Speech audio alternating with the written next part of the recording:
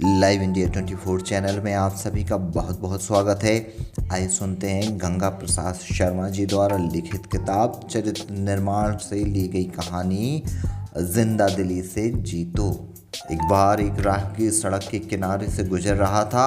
उसने वहाँ कुछ मजदूरों को काम करते देखा। वहाँ पर काम कर रहे एक मजदूर से उसने पूछा, भाई क्या कर रहे हो, यह क्या हो रहा है? उसके यह पूछते ही मजदूर गुस्से से चिल्लाकर बोला, दिखाई नहीं देता कि मैं पत्थर तोड़ रहा हूँ।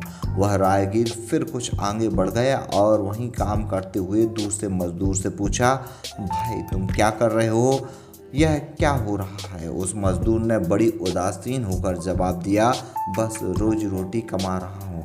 वह राहगीर कुछ आगे बढ़ा और तीसरे मजदूर से पूछा, भाई तुम क्या कर रहे हो? यह सुनते ही उसके चेहरे पर मानो चमक आ गई।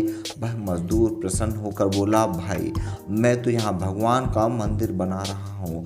तीनों मजदूर एक ही काम कर रहे थे, लेकिन तीनों का जवाब अलग अलग था।